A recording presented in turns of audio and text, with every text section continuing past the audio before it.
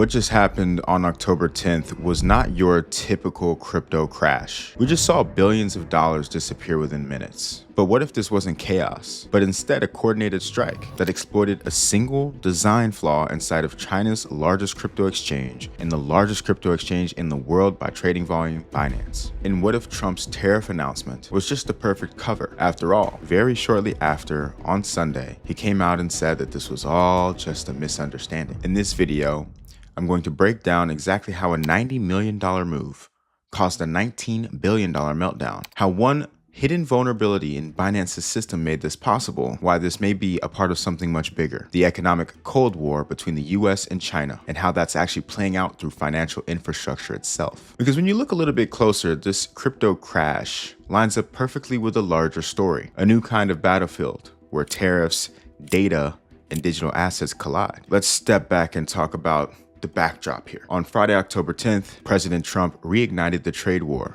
announcing plans to hike tariffs on Chinese imports up to 100%. But this was in direct retaliation for China's new restrictions on rare earth mineral exports, materials that are critical for US tech and defense industries.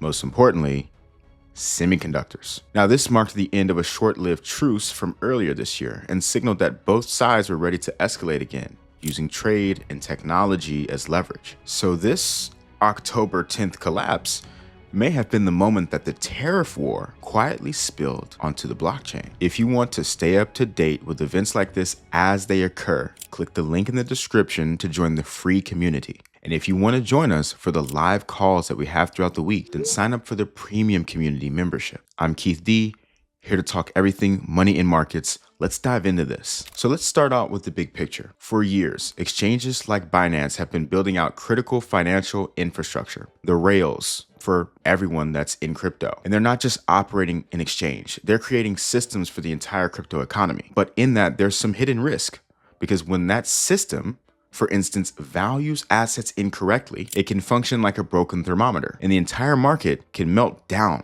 before anyone can react based upon what's happening inside of this system. Binance has what's called a unified account system, and this was meant to simplify letting traders use any sorts of assets as collateral as long as it's on the platform. This includes stablecoins, liquid staking tokens, and synthetic assets. But here's the thing about that. Here's where the problem in that lies. Instead of using neutral Oracle data for these assets inside of the system, Binance valued those assets using its own internal order books. And we'll break this down in just a second. Just know that this is like a casino deciding what your chips are worth in real time and based upon rules that they could technically change at any moment. Now, where things get crazy is that only days before this crash, on October 6th, Binance quietly announced a fix to this problem. They were finally going to move to Oracle-based pricing. Now, what is Oracle-based pricing? In crypto, an Oracle is an external data feed that pulls accurate real-world prices, usually from multiple different data sources or exchanges, to determine what an asset is worth. It's like using an average of all markets instead of just relying on one exchange's order book or its own order book. And so that's exactly what made Binance's system so vulnerable. Its pricing of assets came from itself. But the rollout of this fix to move to Oracle-based pricing wasn't until October 14th, which left an 8-day window, a ticking time bomb. And during that window, someone made their move using an asset called USDe. Now, before we break down what this trader did, let's quickly explain what USDe actually is. It's a digital stablecoin that stays balanced not by holding cash, but by constantly offsetting market risk using futures and other instruments. In normal conditions, that works beautifully. But when the infrastructure that it relies on, like Binance's pricing engine, starts misfiring, then that synthetic balance can be completely thrown off. And in this case, it was completely thrown off inside of the Binance ecosystem. On October 10th, someone out there started dumping anywhere from $60 to $90 million worth of USDe, not even across several exchanges, no, just on Binance. And on Binance, USDe fell to 65 cents. Everywhere else, it was still pegged to $1. But that difference That mispricing instantly nuked the collateral value of anyone holding USDe on Binance. And when collateral disappears, margin calls explode.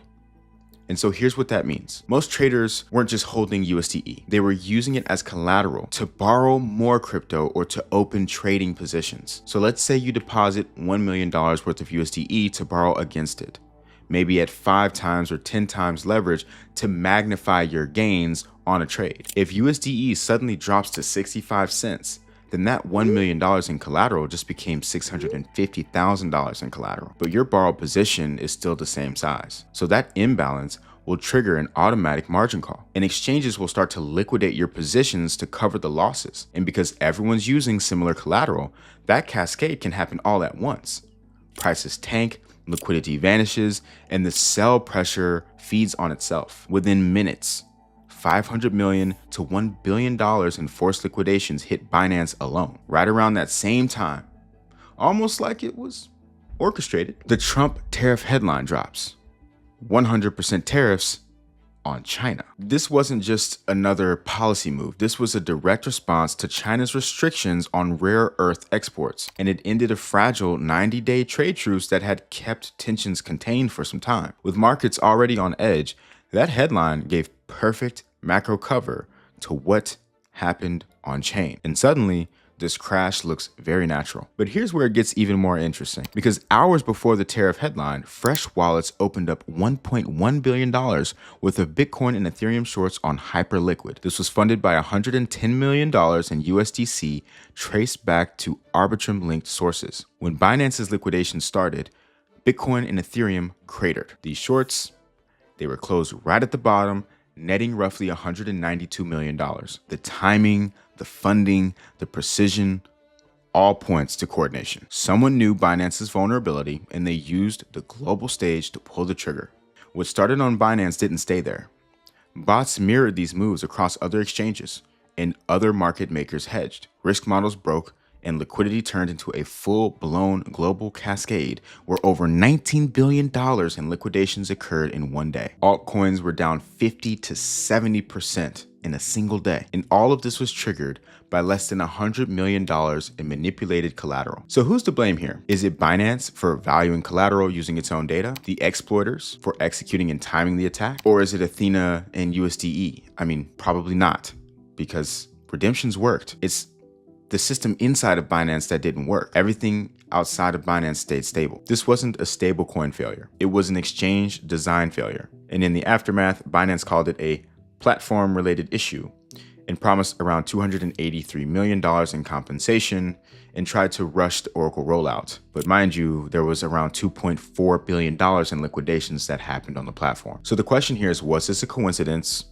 or a coordinated stress test of the world's largest crypto exchange in the middle of an economic war between China and the United States? You decide, because this isn't the last time that things like this may happen. In fact, we've seen it in the past. Kind of feels like what happened with Do Kwon and Terra Luna back in the last cycle. We break down events like this, margin calls, leverage, and other concepts that give you an idea of how the global financial system works inside our community. Click the link in the description to join us in the free community. Now, if you want to upgrade your membership to get access to our live calls, definitely feel free to do so. I'm Keith D, here to talk everything money and markets, and be sure to like and subscribe.